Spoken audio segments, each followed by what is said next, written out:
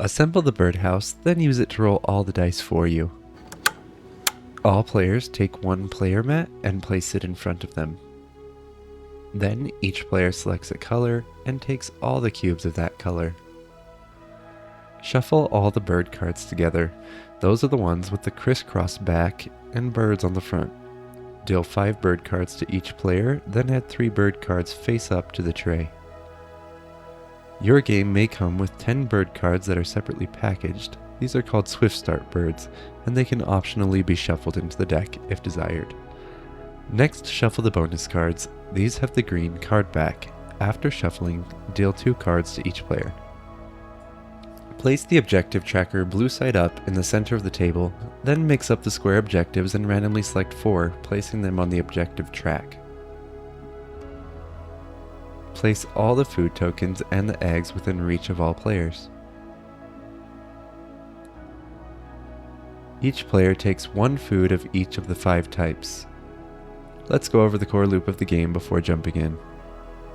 On your turn, you utilize 1 action cube to take one of the 4 actions: play a bird, gain food, lay eggs, or draw bird cards. When you play a bird, you select 1 bird card from your hand, then pay its cost and place it on your board. Birds have limitations on which habitat they can be placed into. For example, this bird can only be placed in the forest.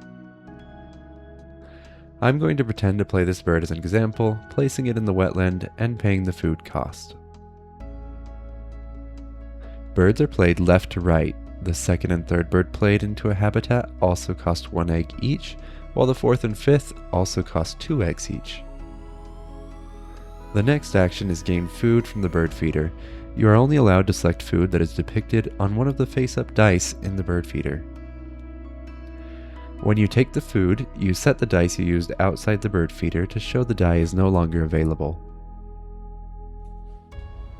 If all the dice are used, or if there is only one type of food available, a player who is taking food can re-roll all the dice before selecting food.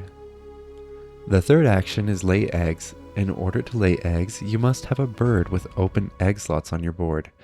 Birds can hold as many eggs as egg symbols printed on the bird card on the left-hand side.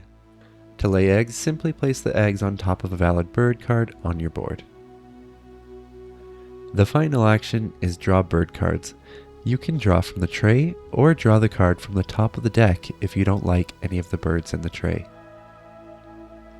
As you start playing bird cards onto your board, your base actions will become more powerful. You may also play some brown when activated birds that will strengthen your actions. For example, if I had these 2 birds in my wetland, then I would get to draw 2 cards, then activate my 2 brown abilities.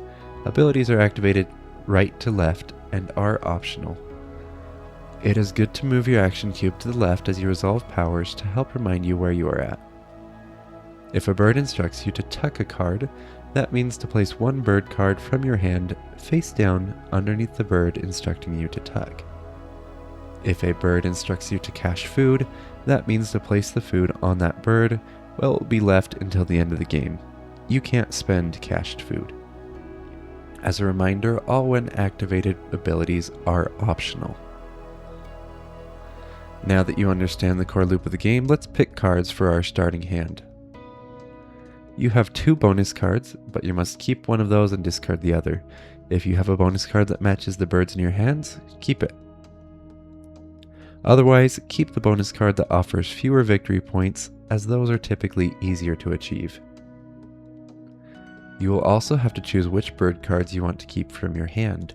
For each one you keep, you will have to discard 1 food. Look for when activated birds to keep for your starting hand. Some of the when activated birds can be expensive, so make sure you get cheap birds for your starting hand. The pink cards can also be good if you are playing with 3 or more players, but aren't as powerful with just 2. At the beginning of the game, you will want to focus on more birds and building your engine using brown bird cards. All the face-up birds on my board would be great starting hand options. In my starting hand, I am going to keep 3 birds, so I will discard the other 2 birds and 3 food. Then I have a bonus card that I've already got 2 birds for, so I keep that one and discard the other. Now that you've got your starting hand, let's quickly chat strategy. Typically, you want to play as many birds as quickly as possible in the first 2 rounds. It's a bonus if they have when activated abilities. I recommend focusing on playing birds, then taking food and bird cards only as needed. A quick reminder that you also need to pay an egg from one of your birds to play your second or third bird into a habitat. Despite the added cost, try to get 2 birds in a habitat early on so that you can maximize your output on that action each time you use it. I recommend this because your first bird only adds an optional trade to the action, but the second bird adds 1 more output of the type for the habitat. Once you get a good engine going on one of your habitats, be sure to use that action frequently, but also make sure you are still playing birds. Once you hit round 3 and 4, you will want to shift your focus to victory points, which typically means both playing high value birds and taking actions that also provide you victory points, such as laying eggs, which are worth 1 victory point each. After all players have used all 8 of their actions, the round is over. All players will place 1 of their action cubes on the round scoring card based on how many points they get from the current round's objective. For help understanding the objectives, refer to the appendix on page 3 of the rulebook. Because all players placed a cube on the scoring sheet, each player will take 1 less action in round 2. After scoring the objective, discard all the bird cards from the tray and refill the tray with 3 new bird cards. Then pass the starting player token to the left and begin round 2. The game ends after the 4th round, during which players will take only 5 actions. Here's a quick overview of scoring for those who want it. Score victory points for your birds, which is printed on each bird next to the feather icon.